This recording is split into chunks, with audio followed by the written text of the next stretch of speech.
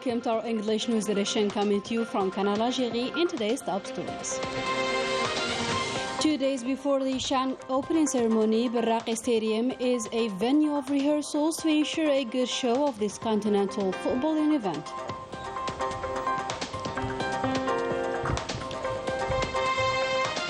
"2023 is officially proclaimed the Year of Artificial Intelligence in a ceremony chaired by the Higher Education Minister.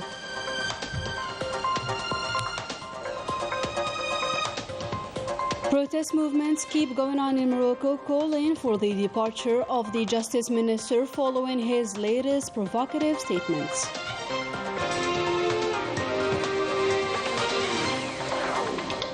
And an open invitation to our viewers by the end of today's news to discover the enchanting beauties of the southern province of Khardaya. Good evening, those were today's headlines. Only 2 days ahead of the start of the Shan competition, and the preparations for the opening ceremony are in full swing at the Barraqi Stadium, the venue of the last rehearsals of the opening ceremony, with the mobilization of all staff members. A long-awaited show which promises to be up to the expectations.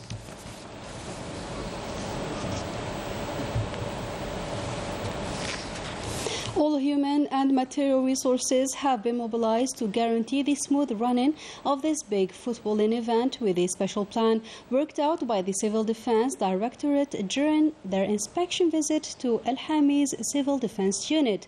The Interior Minister, Brahim Merad, hailed the efforts being made, highlighting Algeria's readiness for this continental contest. The details with Melissa Kubash.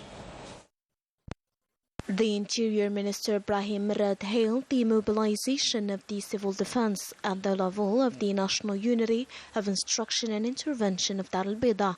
He also appreciated the equipment provided to ensure the smooth running of this major sporting event hosted by Algeria, namely Shan. الحمد لله الوسائل التي قاموها. The means put in place to ensure the smooth running of the event at the level of the 4 provinces will guarantee the success of this footballing event. On this occasion, I would like to personally thank the Civil Defense for their professionalism. Minister Merad also received detailed explanations concerning the special operational plan dedicated for this continental contest.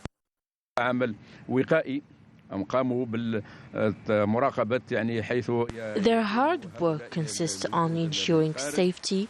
Inspection visits will be carried across the delegation's accommodations, training areas and stadiums. It should be noted that all teams will be accompanied by a unity of civil defense. In addition to 2,048 intervention agents, the Civil Defense General Directorate mobilized 3 helicopters, 53 ambulances, 31 emergency vehicles, and 16 motorcycles so as to ensure the safety of all participants. Let's shift now to the upcoming Shan competition and the latest preparations in Annaba province, which is getting ready to welcome the participating teams in the most favorable conditions. Ines Kalou has a full story. Here is the new version of the stadium of May 19th, 1956.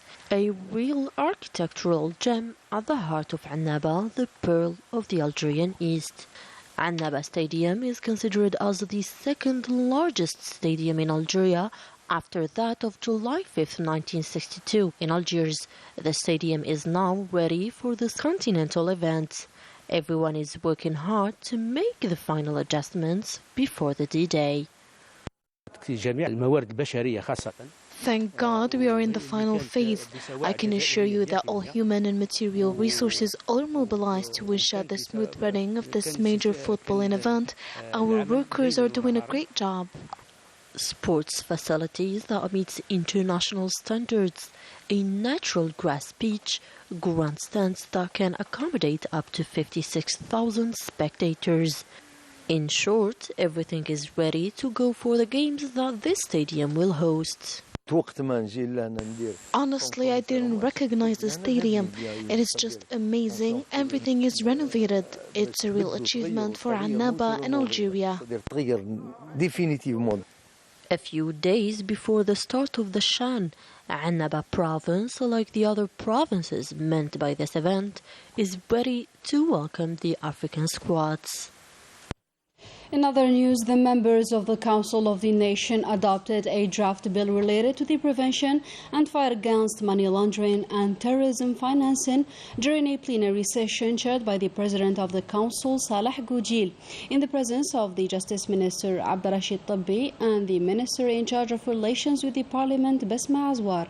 Taking the floor, the Justice Minister Abdurrashid Tabbi stated that this bill will reinforce the national mechanisms in terms of the prevention and fight against these scourges, affirming that it is also per se a protection mechanism for society and both the financial and banking systems as it defines the rules and judicial provisions against these crimes.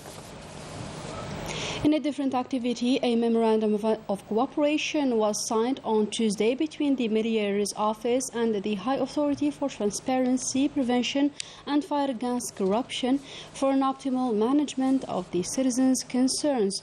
The memorandum was signed by the Mediator of the Republic, Majid Amour, and the Chairwoman of the High Authority for Transparency, Prevention and Fight Against Corruption, Salima Masrati. This is a way to strengthen the channels of direct communication with citizens and to develop an effective method of taking care of their concerns. In another context, and as a representative of the President of the Republic, Abdelmajid Tebboune, the Minister of Foreign Affairs, Ramtala Mamra, was received on Tuesday in Bamako by the Malian Head of State, Colonel Assimi Goita, to whom Ramtala Mamra conveyed a message of the President of the Republic on the consolidation of bilateral relations and the acceleration of the implementation of the Peace and Reconciliation Agreement stemming from the Algiers process. Still with the Foreign Minister, Mtala Mamara, who met in Bamako with his Malian counterpart Abdoulaye Diop and the Minister of National Reconciliation, Colonel Ismail Waigi, and at the Algerian Embassy in Bamako, Mtala Mamara met with representatives of the Malian signatory movements of the Algiers Agreement. The head of the Algerian diplomacy also chaired a coordination meeting of the International Mediation Group in Mali, a meeting devoted to the examination of possible ways to accompany the Malian parties so as to implement the Peace and Reconciliation Agreement stemming from the Algiers process on the ground. 2023 is officially proclaimed the Year of Artificial Intelligence in a ceremony chaired by the Higher Education Minister Kamal Badari, who revealed the creation of a scientific council made up of experts, researchers and teachers. More details with Najah Dayar. 2023 is officially proclaimed the Year of the Artificial Intelligence. Investing in this area is a necessity, being the locomotive which leads to the contemporary technological revolution. Algerian universities are called upon more than ever to adhere to this approach by creating new training paths to adapt and meet the challenges imposed by the constantly changing world. The objective of 2023 is to introduce the artificial intelligence and make of it a tool to learn and to develop the higher education sector. Today, Algeria has a very important role in the artificial intelligence sector thanks to the training quality in computer science and mathematics field. The great economic powers attaches a crucial importance to development and investment in the artificial intelligence, which contributed to the discovery of new inventions which facilitated the basis of the everyday life. This meeting also allowed the experts and researchers present to encourage the young people to follow training in the field. They also shared their work and experiences in the matter. The training of the students is very necessary. We talk about the ethics and the infrastructure of the artificial intelligence.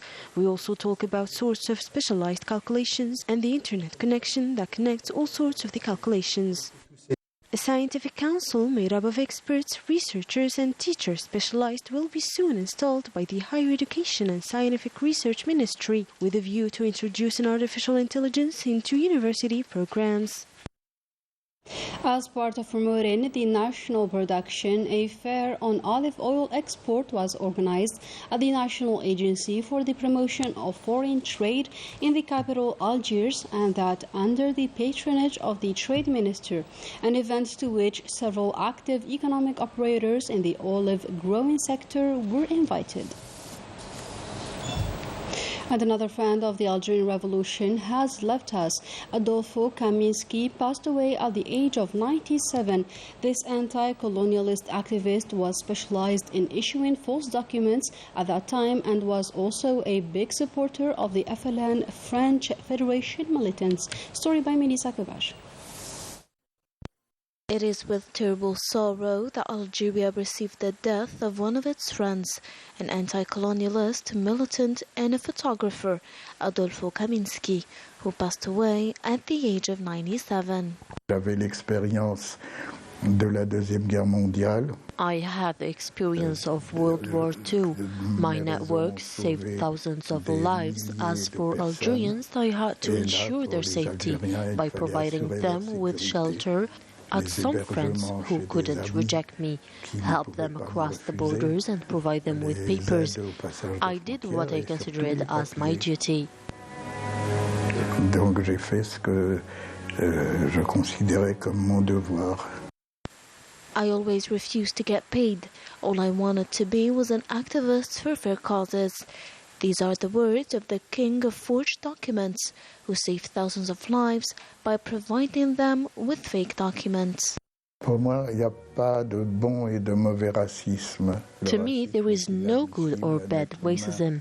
It is just unacceptable. A human being is a human being, whether he is white or black.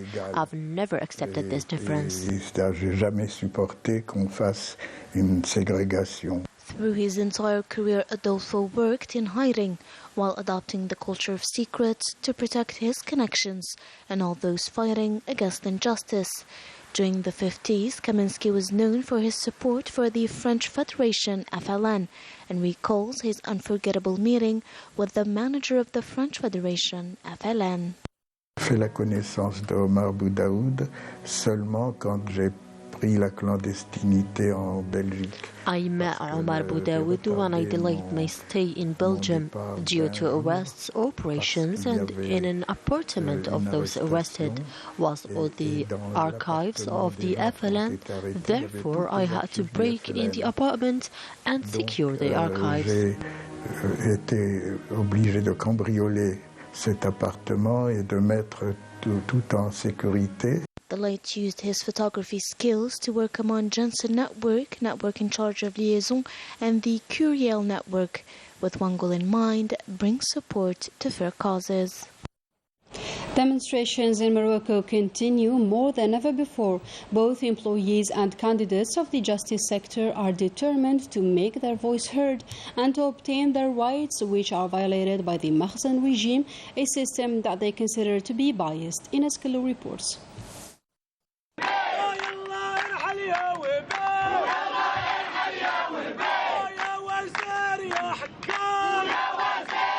The demonstrations follow one another and affect several sensitive sectors.